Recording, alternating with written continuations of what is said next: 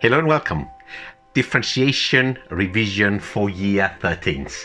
A test of 10 questions. If you can't quite see the questions there, do not worry. I've just wrote them there for me to see, and then I'll copy each and every one of them as I'm going through them. This is a standard set of 10 questions that I normally give to my students once we have covered the chain rule with all the functions, including trigonometry, logs, exponentials, so on, just to see how much they got in, and this is a little bit more challenging than the normal ones that they're likely to find in your book.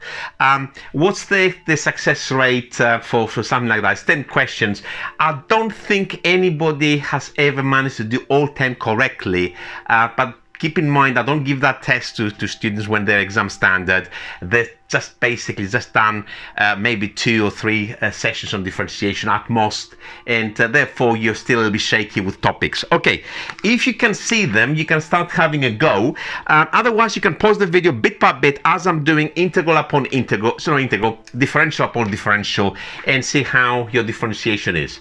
The first one is y is 4e to the sine of x, and we want, of course, the dy by dx for that.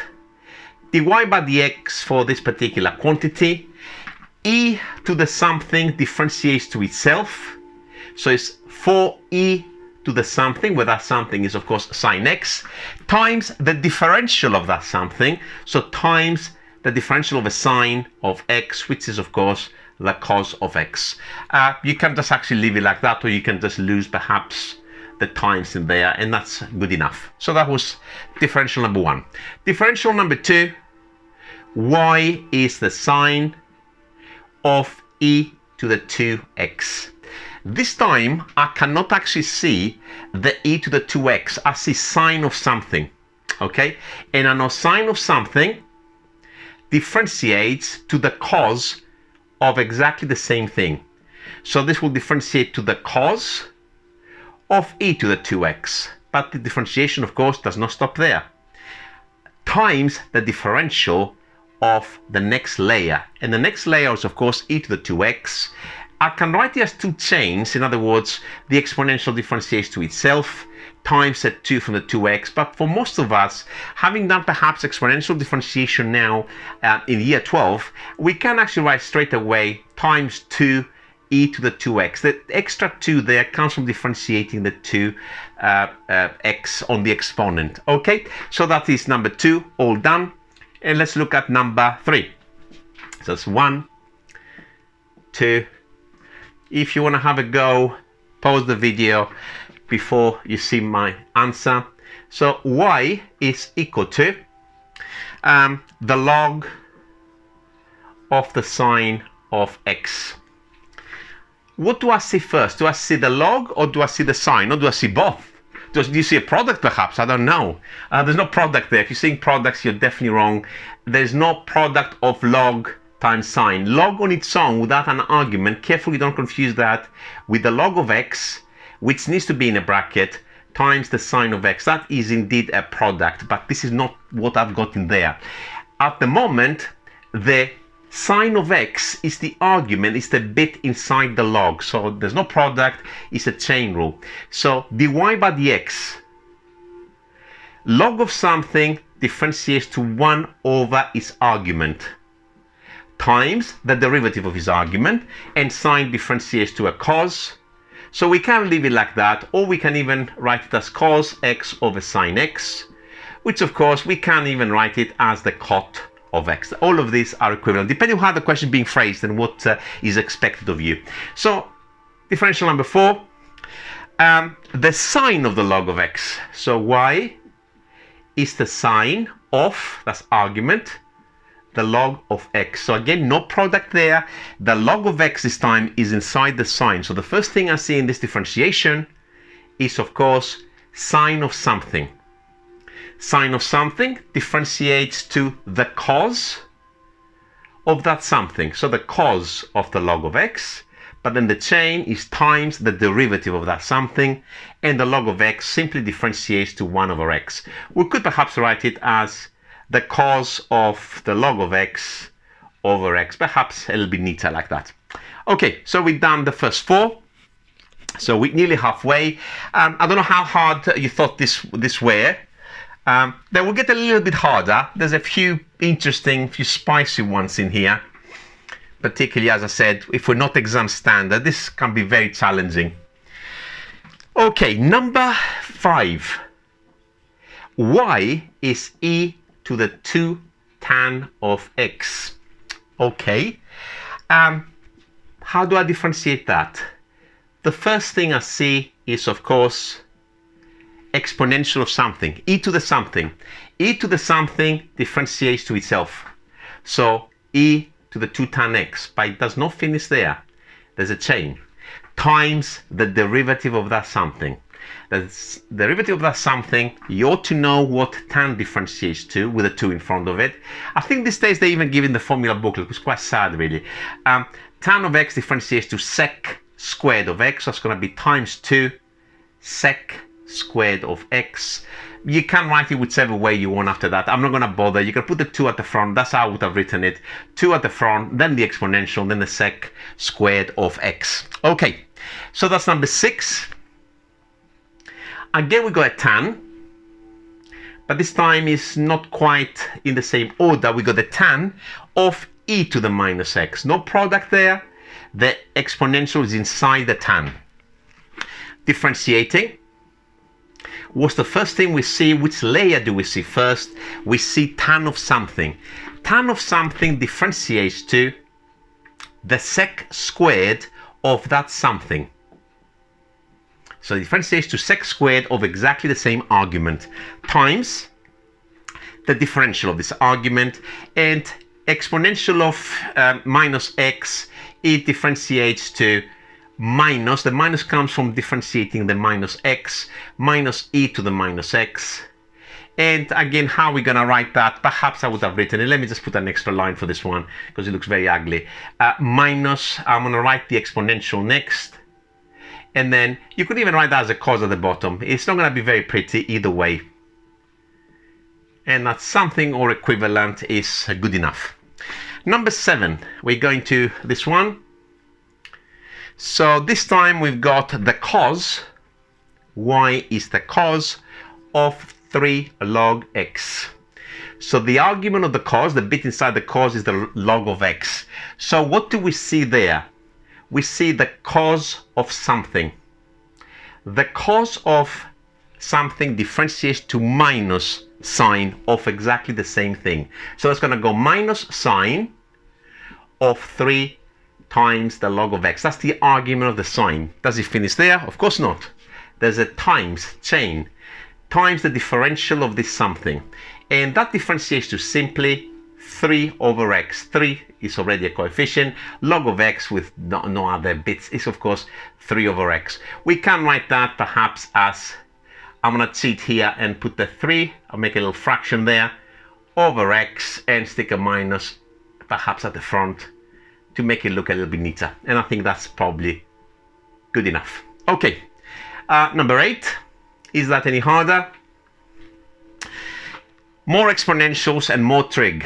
Y is 2e to the cos of 2x. This time we differentiate the exponential first. That's the first thing we see. We see 2e to the something. All right. dy by dx.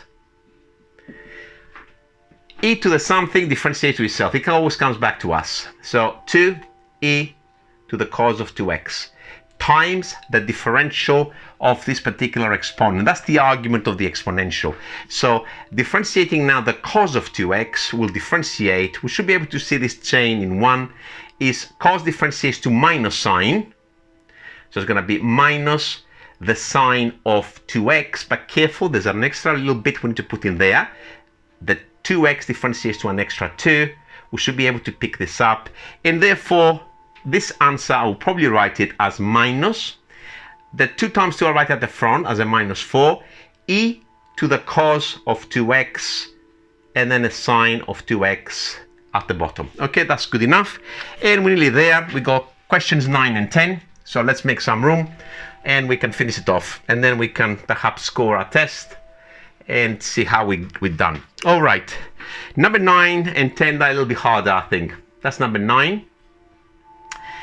that is sine to the 4 of e to the x. These powers of trig functions always cause problems to students.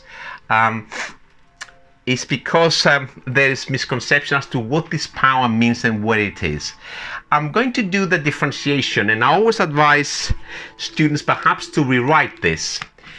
If you're having, for example, sine cubed of x, it might be worth writing this. It's ugly, it's unconventional, I will never do it myself, but if it does help within the workings, please write it like this, because of course this thing here is completely different. This quantity, there is an argument in there, and the argument of this sign is here. So they mean different things, and it's probably better to write this particular expression slightly different before we start the differentiation.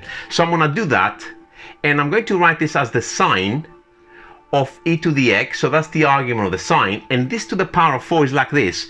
The whole thing is to the power of 4. That's what it means. So now I can think about my differentiation. What do I see first? Do I see an exponential? Do I see a sine? The answer is I don't see any of those two. I see something to the power of 4 with something like this.